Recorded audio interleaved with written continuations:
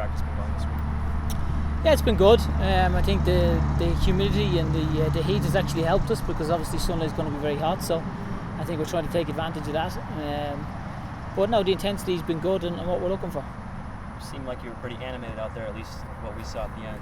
I'm always animated. I think that they'll all tell you. I think, you know, I'm very passionate about my job, so I like things to be done, you know, well all the time. You know, so I think it can come across as if people look and think, oh, coach is angry. And if that's what you think, then I'm going to be angry every day and every minute of every day. So I'm not. I'm just very passionate and I like things to be done right. This weekend's game, Wilmington, what do you know about them? How have they been playing? They had a great result at Charlotte. I mean, they've done well. Mark's done a good job there, and they've got some good players. So we're expecting a very difficult game. I mean, I think when you look at their ground, their pitch, the heat, the humidity, lots of factors that we need to consider, and make sure that we're ready for what will be a very, very tough game. I think they're 9th in the standings or something, a little bit lower. And obviously, you don't pay attention to their record at all.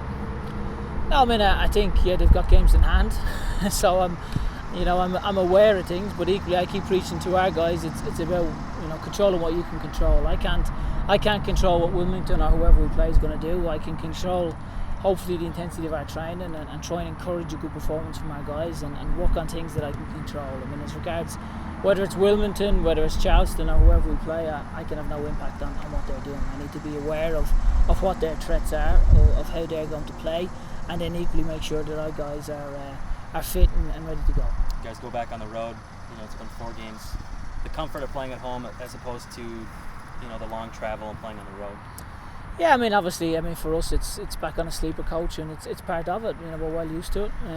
We've been away, we had a period there where we were away a lot, so it's been great to have a period at home. We've enjoyed our home games, and obviously it's part of the process. You now have a couple of away games, so it's focusing on that and making sure that you give a good performance and control your own level of performance and training. James, Paco being a guy that signed kind of late or right before the season started, now has become a fixture in your lineup. What has he showed you, and has he been a surprise at all to you all? No, he's not. He's not been a surprise. Paco came into pre-season in Florida. He's someone I'm obviously very aware of. He's come from the same college as Niall and Ilya. We always felt as if Paco had the potential to break in. He just had to be patient. He's trained really well. He's given some really strong performances in training, which led to his opportunity. And then he's played very well in the games. I thought the last particular game at home, I thought was probably his best game. So I think, again, he's another one of an example of when you train well, you get an opportunity, and you take your opportunity, you stay in the team. So it's really not rocket science for us anyway. How have you seen Greg progress since he kind of took over for Scotty until today? Greg's been great. I mean, he's another one again that we always felt he had the potential to go on and do really, really good things. I think for him, he's obviously disappointed because he felt as if he was fouled last week, which I think we've all touched on. So I think for us, when you look at Greg, he's come in, he had a great start with so many clean sheets on the bounce. He's got great attitude, great mentality, all the characteristics that we want. So we've been really pleased with Greg.